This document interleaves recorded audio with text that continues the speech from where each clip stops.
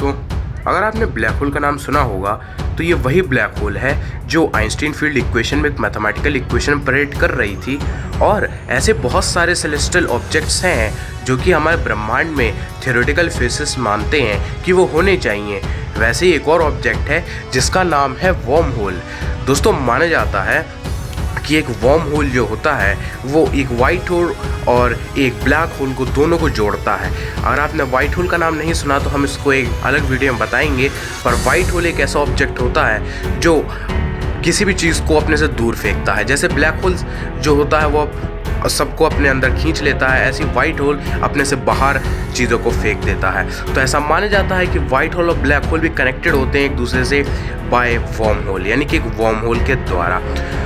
दोस्तों, एक worm hole क्या होता है?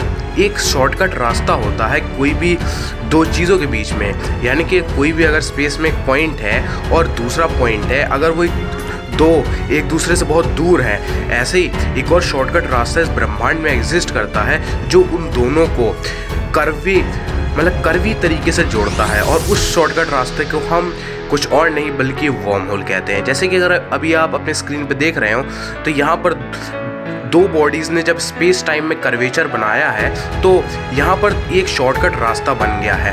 अब क्योंकि आपको पता है कोई भी बॉडी जो कि मास जिसके पास हो वो स्पेस टाइम में एक कर्वेचर बनाती है। इसको आप कुछ इस प्रकार समझ सकते हैं कि अगर कोई आप चादर ले और उसमें कोई मेटेलिक बॉल या कोई भी बॉल वॉल टाइप की रख दें उसके ऊपर तो वो कुछ गड्ढा सा बना देती है। उसी गड्ढे को जनरल थ्योरी ऑफ रिलेटिविटी में सर एल्बर्ट आइंस्टाइन जो कि बहुत बड़े ग्रेट फिजिसिस्ट थे, उन्होंने इसको ग्रेविटेशनल फोर्स का नाम दिया है। और ये ग्रेविटेशनल फोर्स बल्कि कोई फोर्स नहीं बल्कि स्पेस टाइम में होने वाला कर्वेचर है जो कि एक बॉडी की एनर्जी, उसकी टोटल एनर्जी की वजह से वो कर्वेचर आ जाता है। अब यही जब कर्वेचर जो होता है दोस्तों वो एक जगह से दूसरे जगह होता रहता है, यानी कि एक कर्वेचर जो है यानी कि एक मास की जो बॉडी है वो कर्वेचर बना रही है। और ऐसा भी हो सकता है कि एक और यूनिवर्स है उसमें भी जो मास की बॉडी है वो भी कर्वेचर बनाएगी स्पेस टाइम में। तो कभी कभी ऐसा होता है कि ब्रह्मांड में दो स्पेस टाइम जुड़ जाते हैं और इसी शॉर्टकट रास्ते को हम वर्म होल कहते हैं। अब दोस्तों हमें जो है पता है कि जो वर्म होल है हम उसे शॉर्टकट रास्ते के जैसे यूज़ कर सकते हैं, यानी कि हमें जो है वो अगर ए से बी कहीं बहुत दूर जाना है तो हमें बहुत ज़्यादा लाइट ईयर्स लगेंगे वहाँ तक पहुँचने के लिए। लेकिन अगर हमारे पास एक ऐसा वर्म होल है तो हम लाइट से भी पहले उस ए से बी तक पहुँच सकते हैं अगर हमारे पास वर्म होल है। लेकिन दोस्तों, वर्म होल के साथ एक बहुत बड़ी प्रॉब्लम है, वो है फीडबैक की। दोस्तों, अगर हम वर्म होल बनाने में सक्सेसफुल हो जाते हैं तो एक ऐसा फेनोमेना है जिसे हम फीडबैक कहते हैं, जिससे वर्म होल अनस्टेबल होके जो है वो अनस्टेबल होके जो है ब्रेक हो जाएगा, यानी कि वो बिखर जाएगा। मतलब वर्म होल ही अनस्टेबल हो जाएगा, फिर उसके बाद उसका कोई हम यूज़ नहीं कर सकते। अब बताते हैं आपको दोस्तों फीडबैक होता क्या है। दोस्तों, अगर आप कभी म्यूज़िक वाली पार्टी में गए हों या अगर आपने कभी म्यूज़िक वाला जो साउंड देखा हो कहीं पार्टी में, तो वहाँ पर होता क्या है, जब कोई सिंगर या कोई भी म्यूजिशियन जब माइक में कोई भी म्यूज़िक का साउंड जाता है तो वो स्पीकर, फिर वो वही साउंड जो होता है वो स्पीकर में जाता है, फिर वो स्पीकर में जब वो साउंड एम्पलीफाई होता है फिर वो स्पीकर में चला जाता है। इससे एक पूरा कंटिन्यूइंग लूप बन जाता है। और कभी कभी होता क्या है, वो साउंड इतना ज़्यादा एम्पलीफाई हो जाता है कि इस वजह से स्पीकर भी फट जाता है, स्पीकर भी ब्रेक डाउन हो जाता है पूरी तरीके से, यानी कि डिस्ट्रॉय हो जाता है। और ऐसे दोस्तों वर्म होल के साथ होने वाला है। दोस्तों, ये जो वर्म होल है वो एक्चुअल में दोस्तों ये जो वर्म होल है ये जैसे जो फीडबैक जो वो हमारे म्यूज़िक के टाइम पे बना था वो साउंड के साथ बना था, लेकिन जो वर्म होल के साथ जो फीडबैक बनेगा वो यहाँ पर लाइट के साथ बनेगा, यानी कि इलेक्ट्रोमैग्नेटिक वेव के साथ बनेगा। दोस्तों, होता क्या है, जब वर्म होल क्रिएट होता है तो वो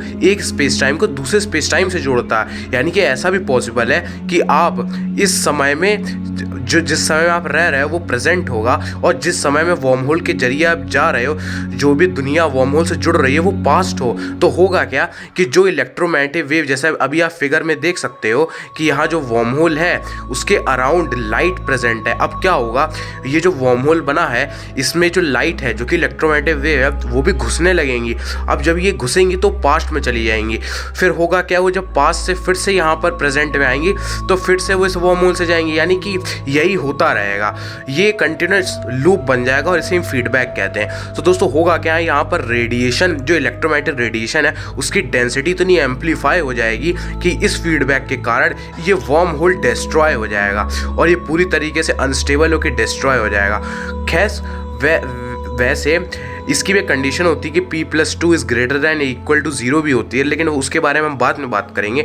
तो दोस्तों होता क्या है, जब वर्म होल बनता है तो उसके साथ बहुत ज़्यादा प्रॉब्लम भी हो जाती हैं। सबसे पहली प्रॉब्लम ये हो जाती है फीडबैक की, और भी बहुत सारी प्रॉब्लम होती हैं कि ये जो वर्म होल बनते हैं उनकी साइज़ कुछ माइक्रोमीटर्स तक, यानी कि इस वर्म होल का जो भी डायमीटर होता है वो नैनोमीटर्स, नैनो सेंटीमीटर्स या नैनो मिलीमीटर तक चला जाता है, जिससे एक इंसान क्या, एक स्पेसशिप क्या, एक चींटी भी नहीं गुजर सकती, ये इतना छोटा होता है। तो इसके लिए हमें एक्सोटिक मैटर की जरूरत पड़ती है जो कि नेगेटिव प्रेशर के कारण इसको बड़ा कर सकता है, जो कि नेगेटिव प्रेशर के कारण, क्योंकि एक्सोटिक मैटर जो होता है वो नेगेटिव प्रेशर क्रिएट कर सकता है जिससे ये वर्म होल बड़ा हो सकता है। तो लेकिन नेगेटिव मैटर या फिर एक्सोटिक मैटर को भी आज साइंटिस्ट लोग जो है लैब में बनाने के लिए लगे हुए हैं, जिससे एक वर्म होल का साइज बड़ा करके हम ए से बी तक पहुंच सकते हैं कोई भी डिस्टेंस से, जो कि एक दूसरे से बहुत मिलियंस लाइट ईयर्स दूर हो। उससे हम एक शॉर्टकट रास्ता जो कि वर्म होल है उसको हम एक्सोटिक मैटर से बड़ा करके बहुत जल्दी लाइट से भी पहले ए से बी तक पहुंच सकते हैं। लेकिन दोस्तों यहाँ पर बस प्रॉब्लम हो जाती है फीडबैक की, क्योंकि फीडबैक ही खुद वर्म होल को डिस्ट्रॉय कर देगा।